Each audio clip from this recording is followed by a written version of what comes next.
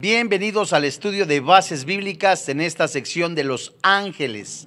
Y hoy, bueno, pues en un tema especial, pues de acuerdo a las festividades que pues se celebran en algunos lugares, ya hasta en América Latina. Y pues antes de leer Gálatas capítulo 1, desde el versículo 5 en adelante, así como de una manera tan hermosa el Señor nos ha permitido abrir la Biblia con libertad y el Santo Espíritu de Dios hable al corazón del hombre a fin de que se arrepienta aquel que no tiene a Cristo en su corazón, confiese con todo su corazón, con todos sus labios que Jesús es Jehová, que Jesús es Yahvé y sea salvo. En esta ocasión, como varias, hemos pues expuesto a la luz de la palabra de Dios, explicado lo que dice la palabra de Dios con relación al Día de Muertos, temas titulados como la Santa Muerte, temas también que hemos explicado acá en este lugar, en este precioso auditorio, como también los signos del zodiaco, temas de investigación, pues que el Señor me ha permitido presentar siempre con la defensa de la palabra de Dios. Hoy, con el favor de Dios, vamos a explicar qué es lo que dice la Biblia con relación a la Virgen de Guadalupe. Y vamos a ver la historia religiosa, la historia de Juan Diego según los cronistas, así como el documento y lo que dice la ciencia de este ayate, declaraciones de Monseñor Guillermo Schulenberg, y también veremos cómo en diversas partes geográficas, 3 para empezar, en donde ha ocurrido este milagro, así también como lo que dice la Biblia en Gálatas. Y esto es muy interesante porque es siempre a la luz de la palabra de Dios.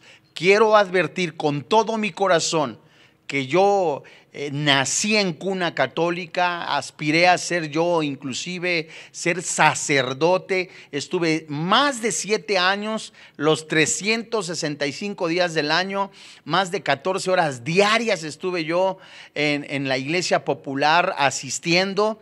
Y ningún rencor ni nada, sino que es la luz de la palabra de Dios la que ha venido a mi vida y a través de ella mostrar que verdaderamente Jesucristo es el único camino, la única verdad y la única esperanza. Vamos a leer Gálatas capítulo 1, desde versículo 6 en adelante, y dice la palabra de Dios: Estoy maravillado de que tan pronto os hayáis alejado del que os llamó por la gracia de Cristo, para seguir un evangelio diferente. No que haya otro, sino que hay algunos que os perturban y quieren pervertir el evangelio de Cristo. Ponga la atención en el versículo 8. Mas si aún nosotros, o un ángel del cielo, os anunciare otro evangelio diferente del que hoy hemos anunciado, sea anatema. Como antes hemos dicho, también ahora lo repito, si alguno os predica diferente evangelio del que habéis recibido, sea anatema. Pues, ¿busco ahora el favor de los hombres o el de Dios? ¿O trato de agradar a los hombres? Pues si todavía agradara a los hombres, no sería siervo de Cristo. Vamos a orar. Padre, en el nombre del Señor Jesucristo, hoy delante de ti, nos ponemos en tus manos plenamente convencidos en el poder que hay en tu palabra, y esta es verdad. Creyendo firmemente que tu Santo Espíritu habla al corazón del hombre, al espíritu del hombre, a fin de que conozca al Jesús de la Biblia, al que es santo, al que nos justifica, al que nos ha elegido para ser llamados sus hijos. Hoy creemos en el nombre del Señor Jesucristo que tú concedes no solamente la salvación, sino que aún más el entendimiento por tu Santo Espíritu para ver la verdad del Evangelio en Cristo Jesús. Creemos que todo espíritu ajeno al tuyo, tú lo atas, tú lo reprendes en el precioso nombre que es sobre todo nombre, Cristo Jesús. Amén. Muy bien. Vamos a presentar en primera instancia la parte histórica religiosa con y en relación a la Virgen de Guadalupe, y lo que de la misma manera todos esos antecedentes que muestra la Iglesia Popular en relación y con relación a la Virgen de Guadalupe, sin ninguna intención, por supuesto, malintencionada. Según la investigación de Ángel Paz, con información de la revista México Desconocido, habla de 5 apariciones de la Virgen de Guadalupe, 4 a ahora el conocido San Juan Diego y 1 a Juan Bernardino.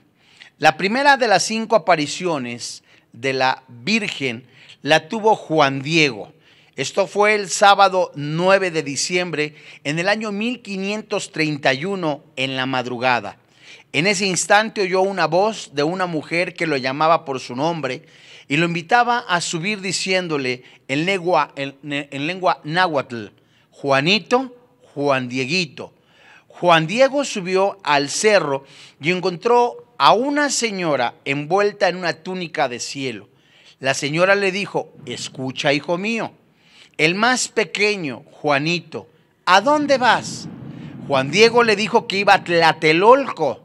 La señora se identificó entonces como la que ahora se conoce, la Virgen de Guadalupe, en náhuatl, la que viene volando de la luz como águila de fuego, el cual después sería castellanizado como Guadalupe, y le dijo: sabe y ten entendido tú, el más pequeño de mis hijos, que yo soy la siempre Virgen María, Madre del verdadero Dios, por quien se vive, del Creador, del Señor del cielo y de la tierra.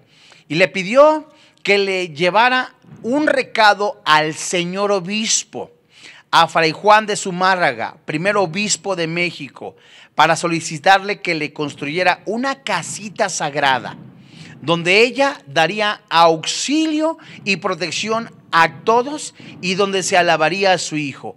Sus palabras, según esta investigación, dicen: quiero y deseo que me levanten aquí una casita sagrada en donde lo mostrará, le ensalzaré el ponerlo de manifiesto.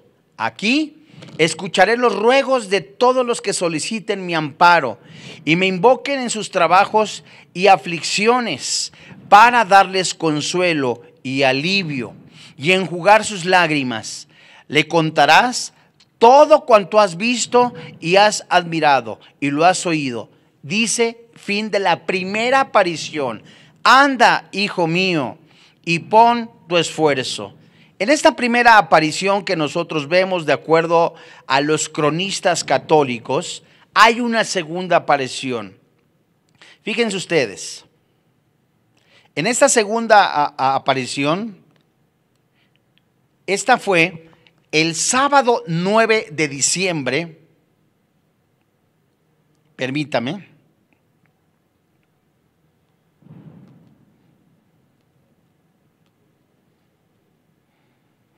Sábado 9 de diciembre de 1531, y Juan Diego, postrándose ante la Virgen, le informó que no había tenido éxito en su misión y que sería mejor que ella enviara a otra persona para cumplir con ese encargo.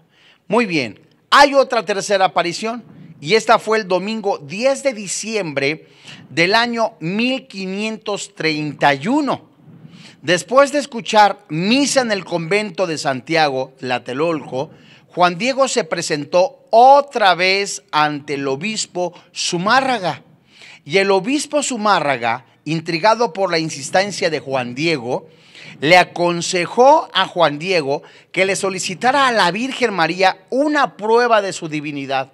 Vamos poniendo atención y vamos a ver completamente pues todo lo que ofrecen los cronistas con relación a las apariciones, y vamos a ver también, a la luz de la palabra de Dios, las posibles, veremos si esto es realidad, si no es realidad. Si es realidad o no es realidad, qué es lo que sucede, cómo fueron las apariciones, quién lo permitió, si viene de parte de Dios o no. Completamente, vamos a ver la cuarta aparición.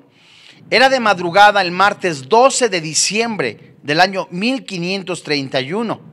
Y el tío de Juan Diego, Juan Bernardino, se encontraba muy enfermo y Juan Diego temía que pronto muriera. Y ante tal evento, siendo ya costumbre cristiana, Juan Diego sale a buscar a un sacerdote para que le imponga los santos óleos a su tío, lo confiese y lo ayude así a bien morir. De estas 4 apariciones se tiene completamente en la historia una 5ª aparición. Y bueno, mientras Juan Diego iba con el obispo, la Virgen se apareció a Juan Bernardino, tío de Juan Diego, quien fallecía en su humilde aposento. Al día siguiente, el miércoles 13 de diciembre, en el año 1531, Juan Diego llevó al obispo al cerro donde había visto a la Virgen María, mismo lugar donde ella pidió se construyera una iglesia. El obispo Fray Juan de Zumárraga ordenó entonces construir una pequeña iglesia, una ermita, la cual quedó concluida el 26 de diciembre del año 1531.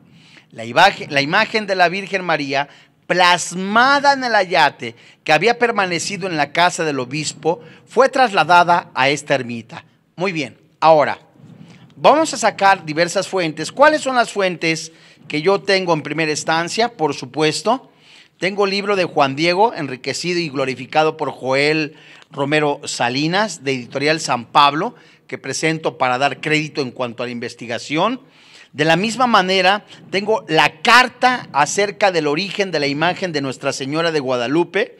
Este libro usted lo puede conseguir en la famosa librería Porrúa, así también como los libros que se le conocen de los cronistas e historiadores México, Tierra de Volcanes, así también como la biografía oficial del destinatario del milagro de la tilma, y que a continuación, de acuerdo a cómo vaya presentándose esta investigación, en la cual pues fue un proceso de varios años en los que estuve yo investigando, y qué es lo que nos dice la historia primero sobre este acontecimiento, y no dejemos ni hagamos nunca al lado lo que dice principalmente la palabra de Dios.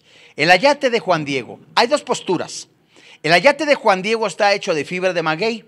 Hasta aquí varios cronistas coinciden, pero unos dicen que mide unos 78 centímetros de alto por 1.03 de ancho, mientras otros dicen que mide 3 metros por 2.5. Muy bien, vamos a ver si esa es la estatura o la medida de qué tamaño tendría que ser pues Juan Diego, ¿verdad? Si el ayate se ve desde la entrada de la Basílica de Guadalupe, pues bueno, pues entonces está considerable que Juan Diego era una persona de baja estatura y pues prácticamente lo cobijaba o la tapaba todo a él.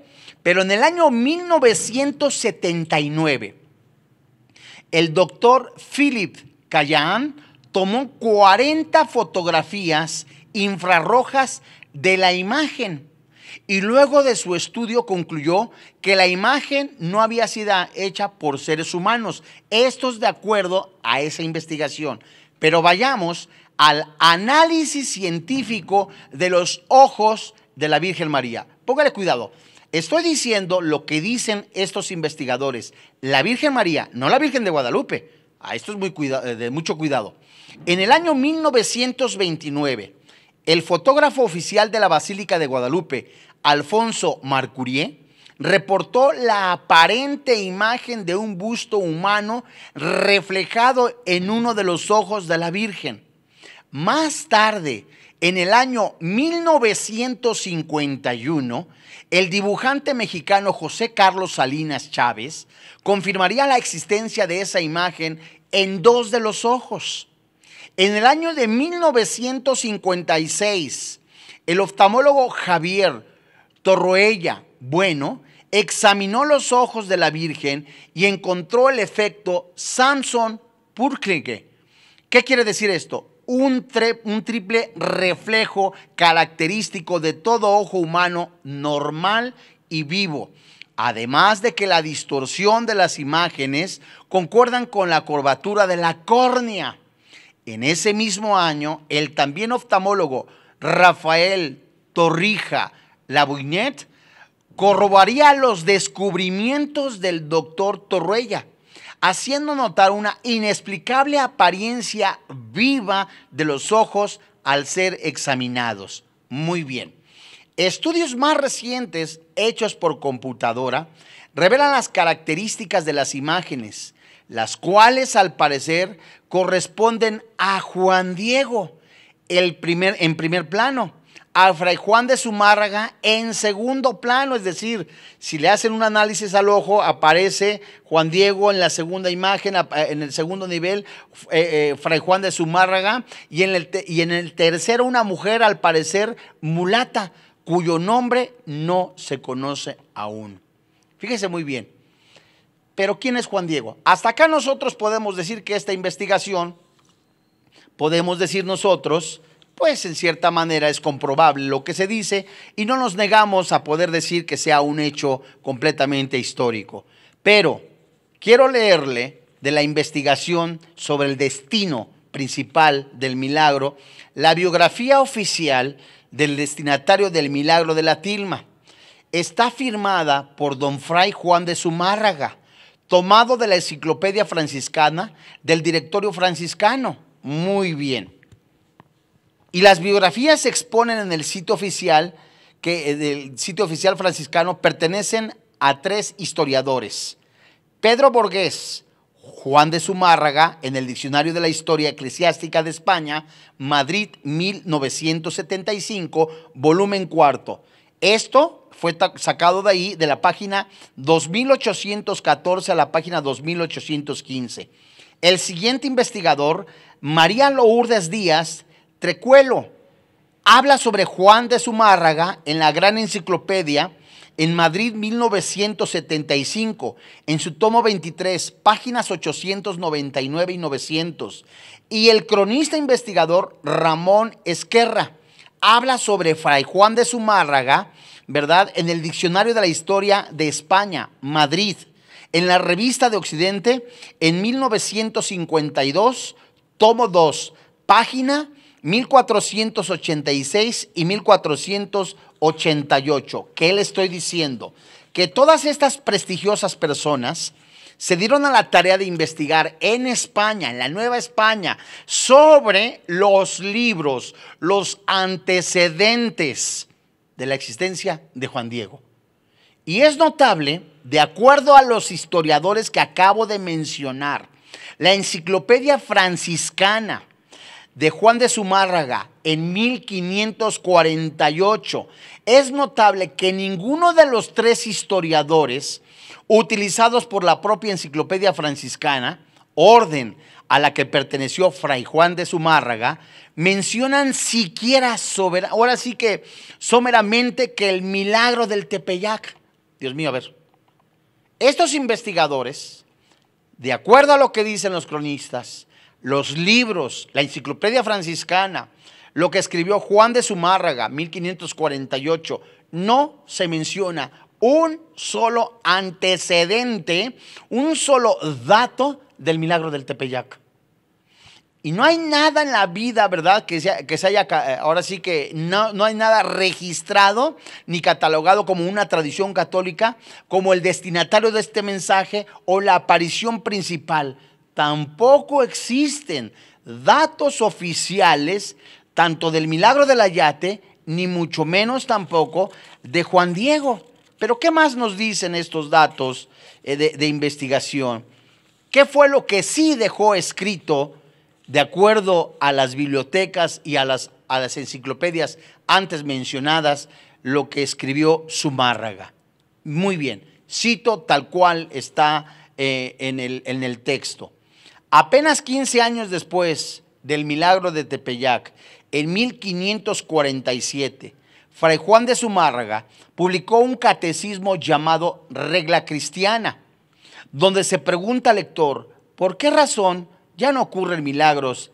Y se responde, él mismo escribe en la Regla Cristiana, Fray Juan de Zumárraga, ya no quiere el Redentor del mundo que se hagan milagros, porque no son menester, pues está nuestra santa fe tan fundada por millares de milagros como tenemos el Testamento Viejo y Nuevo. Eso es lo que escribió. Entonces, Fray Juan de Zumárraga está diciendo, no ocurren milagros, dicho en otras palabras, porque tenemos el milagro de la Biblia, el Antiguo y el Nuevo Testamento. Entonces, prácticamente no están aceptando, no están reconociendo, no hay un dato histórico en ese momento, algo que hable de la existencia ni del Ayate, ni de Juan Diego, ni ningún otro milagro. Y él con su propia pluma, con su propia mano escribió: el milagro más grande que hay es el Testamento Viejo y el Nuevo, la Biblia. Joaquín García Izcabacelta, historiador del siglo XIX, se preguntó: ¿cómo podría decir eso el que había presenciado tan grande milagro? De esta manera, Fray Juan de Zumárraga niega haber visto el mismo milagro alguna vez en su vida. Quiere decir entonces, en la parte histórica, bueno, que no hay ningún antecedente de lo que en algún momento pudo haber existido. Bien, de este texto, el texto de Puebla, podemos citar nosotros en su página 19, que tengo en mi mano, de este texto, desde la página 11 del libro que le acabo de mencionar. Tanto la historia, no hay algún acontecimiento, ni tampoco existe de algún momento la fe de bautismo, ni la existencia como tal. Pero vamos a ver a un personaje muy importante en su momento, porque era el abad de la Basílica de Guadalupe, Monseñor Guillermo Schulenberg. Y esta persona, este hombre, voy a mencionar algunos extractos, y de hecho lo tengo en mi mano en una fotocopia que presento a continuación. Este extracto de artículos de diferentes diarios, y el que tengo en mi mano fue publicado por la revista Proceso, dentro de su sección publicado un Centro de Información sobre Sectas, Religiones y Nuevos Movimientos de Espíritu. Pero ¿quién fue el abad Guillermo Schulenberg? Bueno, él niega completamente la existencia de Juan Diego y la Virgen de Guadalupe. Y le voy a decir por qué. Alrededor de hace unos 25 años que tuve yo el gusto de conocer a una persona que ya está en la presencia de Dios, un judío llamado Samuel Coriat. Este hombre tenía su casa, su vivienda, en el mismo edificio donde Monseñor Guillermo Schulenberg tenía su oficina. Entonces, curiosamente, vamos a llamarle, que no es una curiosidad, pues recibió a Jesucristo como su Salvador personal, este hombre, porque este varón, Samuel Coriat, le compartió de la palabra de Dios, le habló de Jesucristo como Redentor, le habló de Jesucristo como el único medio de salvación. Entonces, él recibe a Jesucristo, palabras textuales que yo escuché. Samuel Coriat le dijo a Guillermo Schulenberg: usted es responsable de predicar el verdadero evangelio. Usted es responsable de que las almas conozcan el mensaje de salvación. Creo yo que eso lo motivó a publicar o a decir públicamente, pues, que Juan Diego y la Virgen de Guadalupe no eran más que un acontecimiento histórico, algo que, pues, que salió de un invento. Voy a leer lo que dice el periódico Excelsior, el martes 4 de junio del año 1996. Juan Diego, un símbolo, ¿verdad? Un símbolo. Y dice el periódico Excelsior: leyendo la entrevista hecha al abad de la Basílica de Guadalupe, Guillermo Schulenberg, en la que se abordan los temas de la existencia de Juan Diego y las apariciones de la Virgen de Guadalupe en el Cerro del Tepeyac, quedan en claro algunas interpretaciones que se han hecho sobre el particular. Juan Diego no existió, es un símbolo, dice el prelado. El abad explica que esa beatificación no es el reconocimiento de la existencia física del indio en cuestión, sino un reconocimiento al culto. Sobre la Virgen de Guadalupe, el abad explica que se trata de un sincretismo. Por ese precioso sincretismo religioso fue sustituida, superada y cambiada por la verdadera devoción a la verdadera Madre de Dios, a la diosa Sinastlin, y ya no la Tonantzin. 3 sacerdotes avalan la postura de Guillermo Schulenberg: Carlos Guarsolz, arcipreste de la Basílica de Guadalupe, Esteban Martínez, exdirector de la Biblioteca Guadalupana, Manuel Olivón Nolasco, doctorado en la Historia de la Universidad Iberoamericana y profesor de la Universidad Pontificia y presidente de la Comisión del Arte Sacro del Episcopado Mexicano. Muy bien, pero no debemos olvidar. Hasta acá estas tres personalidades, la primera que yo le mencioné con relación y en relación, que recibe a Jesús, y creo yo que fue movido por el Espíritu Santo para mencionar únicamente a Jesús como el único medio de salvación. Fue un escandalazo, yo me acuerdo, un escándalo que había mantas en la calzada de Guadalupe, había impresionantemente diciendo, mofándose del abad Guillermo Schulenberg. Es impresionante. Hasta acá nosotros hemos visto la parte histórica, lo que dicen ellos con relación y en relación a las apariciones. Lo que dice en su momento, lo que dijo el abad de la Basílica de Guadalupe en la existencia o en la parte histórica, y se niega totalmente la existencia física de Juan Diego. No se menciona ni por Fray Juan de Zumárraga ni en ningún documento. Bueno, ¿se acuerda usted que hace un momento mencioné con relación y en relación al misterio de los ojos de la Virgen? Veamos un poquito más. Retomando un poquitico, según varios estudiosos y hombres de ciencia que han inspeccionado la imagen, se pueden ver reflejadas en ambos ojos y en la ubicación precisa en que se refleja el ojo humano vivo algunas figuras que han sido extensivamente analizadas y parecen corresponder a la forma y tamaño de figuras humanas localizadas enfrente de la imagen. Decía yo, en el año 1929, Alfonso Marcué, quien era el fotógrafo oficial de la antigua Basílica de Guadalupe en la Ciudad de México, descubrió lo que parecía una clara imagen de hombre con barba reflejada en el ojo derecho de la Virgen. Y al principio no podía dar crédito a lo que estaba viendo. ¿Cómo podía ser un hombre con barba dentro de los ojos de la Virgen de Guadalupe?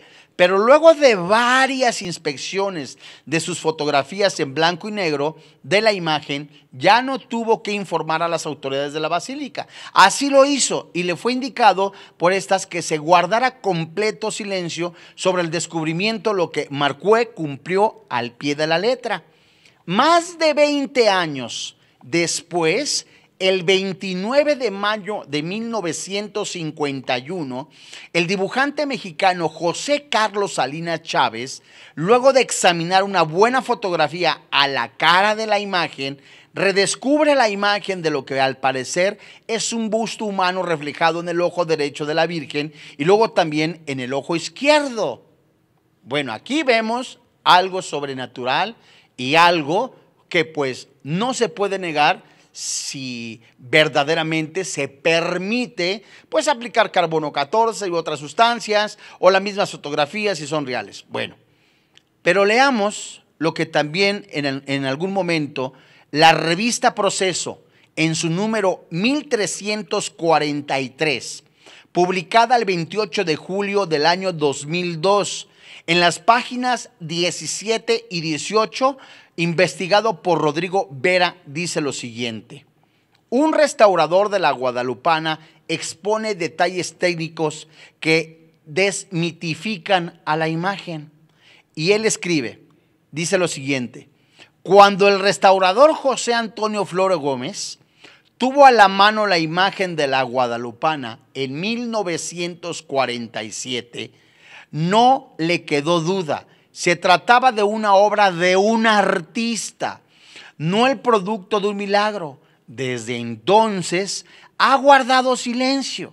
Ahora en entrevista con Proceso, relata los pormenores de los trabajos de la restauración que realizó a la imagen, en la que se encontró descarapeladuras propias de cualquier pintura humana. Lo mismo que las huellas de otros muchos retoques hechos en el curso de los siglos, dice él, dentro de la revista y dentro del reporte de Rodrigo Vera de la revista Proceso número 1343, publicada el 28 de julio del año 2002, páginas 17 y 18. cuando tuve enfrente a la imagen de la guadalupana y la pude observar de cerca, hasta ese momento me di cuenta que no es una obra divina, afirma José Antonio Flores Gómez, quien en 2 ocasiones ha restaurado la imagen más venerada del país. A sus 78 años de edad, el restaurador de la guadalupana rompe el silencio de décadas en las que se negó a dar a conocer su trabajo. Finalmente, no habla de las 2 ocasiones en el año 1947 y 1973, en que restauró la imagen. Sus esfuerzos por corregir los estragos que el tiempo provocó en la pintura, los recursos técnicos que utilizó para remozarla y su relación con las autoridades del santuario, que de manera discreta contrataron sus servicios y le indicaron las modificaciones que quería la imagen. Aclara de entrada, antes de mí, otros restauradores ya le habían dado retoques a la imagen. Eso lo noté desde la primera vez que intervine. Y estoy seguro que otros más intervinieron después de mí. ¿Cuántos? Pregunta el periodista. ¿Cuántos restauradores habrían trabajado en esta imagen? Es muy difícil saberlo, dificilísimo, pero calculo que alrededor de 20. Fin de la cita. Pero bueno, estamos viendo entonces algo muy serio, muy delicado, e insisto categóricamente, si Pablo en algún momento mencionó en Gálatas capítulo 1, desde el verso 5 hasta el 10, que dimos lectura al principio, es que si él tratara de agradar a los hombres, si él tratara de engañar a los hombres, no sería siervo de Dios ni quedar bien con ellos. Anuncia completamente un evangelio diferente. Él anuncia completamente de una manera hermosa y preciosa, advirtiendo al pueblo de Dios, diciéndoles: si nosotros mismos otra persona se les aparece diciéndoles un evangelio diferente, es anatema. Y en el momento que una persona se anuncia y se presenta, sabes, ven y adórame a mí, en lugar del Padre Celestial, advertencia. En lugar de que una persona, llámese hombre, llámese mujer, llámese como se llame, que dijera: ven, adórame a mí, y no es todo el mundo va a Dios por medio de mí. Hay un dicho muy popular, muy conocido: a Jesús por María. En ninguna parte de la Biblia dice eso. Y se lo digo yo, que estuve a punto de abrazar el sacerdocio, que estuve a punto de decir yo creo en la iglesia popular, y no es de esa manera. Ahora, ¿cuántas vírgenes de Guadalupe hay y en dónde? La guadalupana, hay 3 imágenes en una. Otra vez, revista Proceso, investigación por Rodrigo Vera, y esta fue publicada el 25 de mayo del año 2002, y hay 3. Y de acuerdo con un estudio inédito elaborado por un experto en arqueomicrobiología, la imagen venerada de la Virgen de Guadalupe está formada en realidad por 3 figuras supuestas, la más antigua de las cuales fue pintada por Marcos Aquino en el año 1556. San Antonio, Texas. Bajo la imagen de la guadalupana venerada hoy en el Tepeyac, anteriormente se pintaron otras 2 figuras de la Virgen. La más antigua de ellas, con un niño Dios en su regazo, está firmada por el pintor Marcos Aquino y fechada en el año 1556. La segunda imagen, cuyo rostro presenta rasgos más indígenas que la actual, fue pintada en el siglo XVII, al igual que la guadalupana moderna. Así, esta se sobrepuso a las 2 imágenes anteriores y probablemente la pintó el artista novohispano Juan de Arrué. Y la anterior se desprende del análisis que en el año 1999 le realizó a la imagen el investigador Leoncio García Valdés, un connotado experto en arqueomicrobiología de la Universidad de San Antonio, Texas. Y el dicho documento, Sol Rosales, demuestra que la actual imagen de la Virgen fue pintada por una mano humana. Detalla inclusive su preparación, los materiales base de sus colores y los repintes que se hicieron a la figura. Revista Proceso, 1333, 25 de mayo 2002, por Rodrigo Vera. Fin de la cita. Amados hermanos en la fe, personas que nos escuchan hoy, quizá muy grotesco, quizá muy atrevido, quizá una manera muy brusca, pero con las almas no se juega. Es el Espíritu Santo, estamos viendo de una manera clarísima. Y en el desarrollo de la historia podemos investigar más antes de la conquista, el dios Sol, literalmente cómo fue puesta la imagen de Guadalupe, suplantando otro dios. Y esto es impresionante, como podemos ver también el rito a los muertos, a la Santa Muerte. Recordamos cuando el pan de muerto sustituye completamente el corazón de la Virgen que iba a ser sacrificada. Dios mío, y si hay excavaciones por toda la República Mexicana, más en el centro histórico, vamos a seguir encontrando muchos datos. Lo que el Espíritu Santo está diciendo, primera pregunta: ¿cuántos caminos hay para llegar a Dios? Hay un solo camino. ¿Qué hay detrás de todo eso? Recuerdo muy bien la investigación de Lee Strobel, un hombre de Dios, en donde periodista, ¿verdad? Completamente ateo, ¿verdad?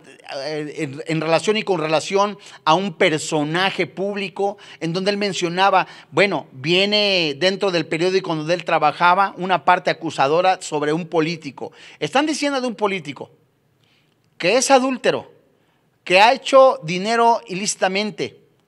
Y la pregunta que él se hizo: si eso es verdad, ¿por qué nadie le ha dicho nada?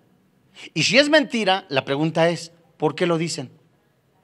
Y de la misma manera, cuando llegan con los rollos, ¿verdad? En relación, como ejemplo, al Evangelio perdido de Marcos, al Evangelio Q de Marcos, al Evangelio de Judas, el Evangelio de María Magdalena, todos esos datos en los que, según, ¿verdad?, describen a la esposa de Jesús, al mismo Jesús, y nos damos cuenta que fueron 500 años después en los que se escribieron esos libros con diferentes autores, que no fue escrito en griego, en hebreo, en arameo. Nos damos cuenta que son datos falsos. Entonces, cuando este hombre se va, ¿verdad?, a investigar con la única persona autorizada, con el lenguaje copto que es con el que fueron escritos el Evangelio de Marcos Q, el Evangelio de Judas, así como el de María Magdalena, que no fue hebreo, ni griego, ni saduceo, sino fue en copto, pues nos damos cuenta que los autores no conocieron a Jesús. Y cuando él se da a la historia a revisar, a ver quién es el Jesús verdadero, ve en el museo de la Biblia, ve en el museo de los rollos en Israel, el libro de Isaías completo, y los ojos espirituales le son abiertos, diciéndolo en su biografía: estoy parado frente al único Dios vivo. ¿Qué es lo que nos está diciendo el Espíritu Santo? Satanás se viste de luz. Satanás quiere robarle la gloria a Dios. Usted podrá decir de alguna manera: ¿sabe? Es que a mí me enseñaron de niño esto. A mí me enseñaron completamente de infante esto. Necesito hacer la primera comunión. Necesito ir de rodillas a la Basílica de Guadalupe. Necesito decir esto. La Biblia dice: hay un solo camino, una sola verdad. Es Jesucristo el camino, la verdad y la vida. No hay otro nombre dado a los hombres en que podamos ser salvos. Y la pregunta de los 64,000, en lo cual muchos católicos, yo mismo lo decía: oye, si Jesús es Dios, entonces María es la madre de Dios. De ninguna manera, porque no es María la madre de Dios. María fue la madre postiza de Jesús, hombre. Esto es interesante. Y aunque hablemos de la misma persona, que Jesús es 100% hombre y 100% Dios, pero él mismo contesta en Juan. Vayamos al Evangelio de Juan, capítulo 2. Si leemos nosotros las bodas de Canaán, en ese momento, en el primer milagro, nos damos cuenta el desprendimiento total en el ministerio de Jesús? La separación total. Dice Juan capítulo 2, versos 3 y 4. Faltando el vino, la madre de Jesús le dijo, no tienen vino. Jesús le dijo, ¿qué tienes conmigo, mujer? Aún no ha venido mi hora. Eso es muy interesante. Su madre dijo a los que servían, haced esto lo que os dijere. Y estaban allí 6 tinajas de piedra para agua, conforme al rito de la purificación de los judíos, en cada una de los cuales cabían 2 o 3 cántaros. Si nosotros leemos todo el texto, nos daremos cuenta que habla de la salvación. Mujer, la frase que encontramos en Juan capítulo 2, versos 3 y 4, muestra el distanciamiento no descortés de Jesús, sino que ella debía ya reconocer a Jesús como el Mesías, como el siervo sufriente, el Mesías prometido. Ahora la pregunta es, ¿podemos adorar a María? ¿Podemos adorar a los apóstoles? Seguramente hay muchas personas sinceras, pero sinceramente equivocadas. Veamos lo que dice el libro de los Hechos en el capítulo 10, versículo 24. Hechos capítulo 10, versículo 24. La Biblia dice, al otro día entraron en Cesarea y Cornelio los estaba esperando, habiendo convocado a sus parientes y amigos más íntimos. Verso 25. Cuando Pedro entró, salió Cornelio a recibirle y postrándose a sus pies, adoró. Póngale cuidado, versículo 26. Mas Pedro le levantó diciendo, levántate, pues yo mismo también soy hombre. Y él, hablando con él, entró y halló a muchos que se habían reunido. Si el mismo apóstol Pedro, si cualquier otra persona no permite una adoración, el único que merece adoración, el único que merece que nosotros inclinemos nuestro corazón, que nosotros mismos nos humillemos, es el Señor Jesucristo, el Padre Celestial. Vayamos a Apocalipsis, capítulo 22. Y leamos con atención el versículo 8 y 9. Es con todo mi corazón, es mi deseo con todo mi corazón que conozca a Jesucristo como su Señor y como su Dios. Satanás se viste, se disfraza de luz. Satanás anda como león rugiente buscando a quien devorar. Y de verdad, con todo mi corazón, no son los ritos ceremoniales, no son las misas gregorianas, no es la primera comunión, no es el ir de rodillas a la Basílica de Guadalupe, no es ir de rodillas, mucho menos a Chalma, lo que le va a dar la salvación. Es Jesucristo el camino y la verdad y la vida. El que murió en la cruz, el que derramó su sangre por usted y por mí, fue el Señor Jesucristo. No se menciona a nadie más que a Jesús desde Génesis, Apocalipsis, como el único medio de salvación. Léalo en la Nácar Colunga, en la Torre Samad, en la Jerusalén. Apocalipsis 22, versos 8 y 9. Yo, Juan, soy el que oyó y vio estas cosas. Y después que las hube oído y visto, me postré a adorar a los pies del ángel que me mostraba estas cosas. Pero él me dijo, mira, no lo hagas, porque yo soy consiervo tuyo, de tus hermanos, los profetas, y de los que guardan las palabras de este libro. ¿Qué dice la Biblia? Adora a Dios. ¿Cuál es la respuesta, mis amados hermanos, a los milagros? Porque existen. Si usted ha seguido la serie de los ángeles, ve hasta dónde puede un demonio completamente hacer y materializarse, completamente involucrarse en las cuerdas vocales de una persona, hacer que varias imágenes lloren sangre. ¿Cuál es el propósito? El propósito de muchas personas es igualito al que hubo en Éxodo que se menciona. Moisés sube a recibir la ley. Y la gente deseosa completamente ¿de qué? De milagros, de señales, de un Dios. Y rindiéndole lo que le deberían de rendir al único Padre Celestial. La ofrenda, la adoración, se la ofrecieron ¿a quién? A un becerro de oro. ¿Negamos las apariciones? No. ¿Negamos los milagros? Por supuesto que no.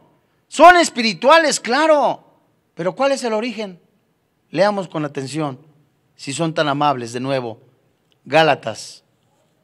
Este libro maravilloso donde el apóstol Pablo advierte a la iglesia, advierte a la iglesia en Coloso, nos advierte a nosotros. Y esto es impresionante porque es el Espíritu Santo que nos está diciendo a nosotros, ¿sabes? El hombre está tan necesitado, apartado de Dios, de una identidad, que quieren las cosas fáciles. Completamente muchas personas quieren las cosas rápido. Satanás trabaja de manera rápida y cobra las facturas. Dios trabaja de manera lenta pero segura, siempre, siempre, siempre, siempre, siempre, para salvar al hombre, perfeccionarlo y mostrarle el propósito que tiene para su vida. Amados, dice Gálatas capítulo 1 en el versículo 8: mas si aún uno de nosotros o un ángel del cielo os anunciara otro evangelio diferente del que hemos anunciado, la Biblia dice, sea anatema. Y como hemos dicho, también ahora lo repito, si alguno os predica diferente evangelio del que habéis recibido, sea anatema. Amados hermanos en la fe, durante años que abracé yo el catolicismo, convencido en ese momento de que era el único medio de salvación, viene la palabra de Dios a mi vida. Viene el Espíritu Santo diciéndome a mí, como se lo está diciendo ahora, es solamente Jesucristo el camino, la verdad y la vida. Es Jesucristo únicamente, tal y como escribió Juan en Juan capítulo 14, verso 6, diciendo de los labios de Jesús, yo soy el camino y la verdad y la vida. Nadie va al Padre si no es por mí. De modo, mi amigo, que hoy es el día de salvación. Hoy es el día en que el Espíritu Santo le está mostrando el único medio, la única persona, la que murió en la cruz por usted y por mí. Es impresionante. Si verdaderamente usted cree en Dios, si verdaderamente se deja que el Espíritu Santo hable a su vida, hoy es el día de salvación. La Biblia dice claramente que los borrachos, los adúlteros, los afeminados, los maldicientes, los estafadores no heredan el reino de los cielos. Pero Jesucristo es el camino, la verdad y la vida. Jesucristo. No hay otro nombre en que usted sea salvo y yo sea salvo más que en la persona del Señor Jesucristo. Podemos ver señales y milagros, podemos ver personas que se aparecen, podemos ver a una persona que murió hace años y se vuelve a aparecer. La Biblia es clara tan clara que nos enseña que solamente hay salvación en Cristo Jesús. Y antes de terminar, quiero leerle Juan capítulo 3, desde el verso 16, en donde el Espíritu Santo nos sigue hablando. Para usted que sinceramente puede decir, sabes, pues me daría mucha tristeza dejar esto porque sería como traición. Mis padres me enseñaron el catolicismo romano, mis padres me llevaron a tal parte y me bautizaron en el Pocito, me hicieron esto y aquello, pero sería peor, una traición catastrófica que renunciara a la voz de Jesús, el cual está hablando. Y en Juan capítulo 3, verso 16 dice, porque de tal manera amó Dios al mundo que ha dado a su único Hijo, para que todo aquel que en él cree no se pierda, mas tenga vida eterna. Porque no envió Dios a su Hijo al mundo para condenar al mundo, sino para que el mundo sea salvo por él. El que en él cree no es condenado, pero el que no cree ya ha sido condenado, porque no ha creído en el nombre del unigénito Hijo de Dios. Verso 19. Y esta es la condenación, que la luz vino al mundo a los hombres, y los hombres amaron más las tinieblas que la luz, porque sus obras eran malas. Porque todo aquel que hace lo malo aborrece la luz y no viene a la luz para que sus obras sean reprendidas. Mas el que practica la verdad viene a la luz para que sea manifiesto que sus obras son hechas de Dios. Esto es más serio de lo que usted se imagina. Verdaderamente la misericordia de Dios, el favor de Dios, la mano de Dios se extiende para todo aquel que quiera recibir a Jesucristo como su Señor y como su Dios. Podrá usted haber donado miles de millones de dólares, de pesos para un santuario. Podrá usted haber abrazado durante años, décadas, la religión popular. Podrá usted haber cargado inclusive hasta una estampa de algún santo, pero nada de eso le va a dar la salvación.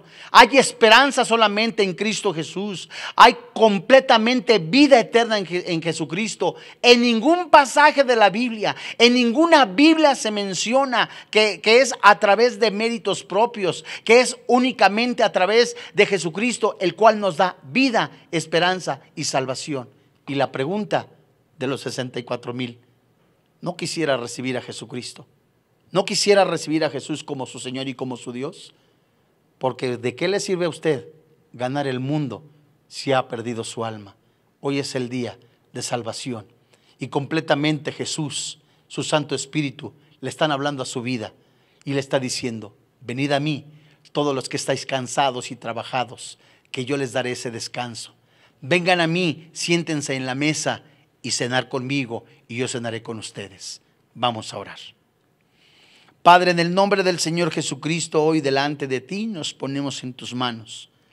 Durante muchos años, en algún momento, nosotros creyendo abrazar la verdad, tu Santo Espíritu ha hablado a nuestra vida diciéndonos que solamente Jesucristo es el camino y la verdad y la vida. Hoy gracias porque concedes el don del arrepentimiento, el don de la salvación, el don de la fe. Y hoy en el nombre del Señor Jesucristo, diga junto conmigo: reconozco que soy pecador, que merezco el infierno, que merezco la separación eterna. Pero tú en tu misericordia y en tu amor y en tu bondad has enviado a Jesucristo en semejanza de hombre. Tú has mostrado que Él es el único nombre en que podamos ser salvos.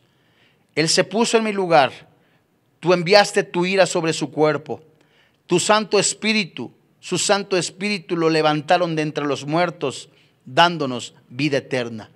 Creo con todo mi corazón, confieso con mi boca que Jesucristo es mi Salvador personal. Soy salvo en el precioso nombre que es sobre todo nombre, Cristo Jesús. Amén. Si usted ha recibido a Jesucristo como su Señor y como su Dios, con todo nuestro corazón, damos gracias a Dios por este tiempo tan hermoso y tan precioso. No podemos de alguna manera poder decir: mañana lo acepto, pasado lo acepto, hoy es el día. Porque no tenemos la vida comprada, ni sabemos si vamos a amanecer. Y en la misericordia de Dios, Él ha extendido su mano para que usted reciba a Jesucristo. Si hoy ha recibido a Jesucristo, la Biblia dice en Colosenses capítulo 1, desde el verso 1 hasta el verso 15, como lo dice en Efesios capítulo 2, el Santo Espíritu de Dios lo ha sacado del reino de las tinieblas y lo ha colocado en el reino de luz. De modo que usted es nueva criatura, ha nacido de nuevo. Las cosas viejas pasaron y hoy tiene a Cristo en su corazón y tiene una eterna salvación. A nombre del doctor Armando Alducin, de todo el cuerpo pastoral de Vida Nueva para el Mundo, así como todo el equipo que colabora en este ministerio, le damos las gracias y le invitamos a que siga sintonizando la programación y la barra cristiana de todos los estudios bíblicos. Que Dios le bendiga, que tenga paz. ¿Qué tal? Me da muchísimo gusto saludarles y quisiera simplemente comunicarles que gracias a todos ustedes a través de todas las naciones en el mundo que aman la palabra de Dios, y que realmente están interesados en que nosotros como organización Vida Nueva para el Mundo continúe predicando el Evangelio de la gracia de Jesucristo, podamos nosotros continuar haciéndolo gracias a sus donaciones. Este año cumplimos 46 años de ministerio, 46 años donde hemos predicado, pensamos y consideramos de una forma fiel el Evangelio, la sana doctrina de Jesucristo. Nosotros con todas estas donaciones tenemos que sostener pastores, misioneros, obras, equipos de televisión y aún continuamos buscando la manera de poder elevar este ministerio. Hasta este momento, quiero que ustedes estén enterados, no tenemos una sola propiedad. Y así hemos trabajado durante 46 años porque le damos la importancia a la evangelización, a las misiones y también a los hombres de Dios para levantar más pastores. Le damos las gracias, que pueda Dios con su gracia tocar sus corazones y que puedan ustedes invertir en un terreno donde es fructífero, porque creemos que hemos producido bastante buen fruto para la gloria de Dios. Gracias por sus aportaciones y por las donaciones que sabemos ustedes continuarán haciendo para que podamos continuar siendo fieles en la predicación del Evangelio de la gracia de Dios. Que Dios les bendiga.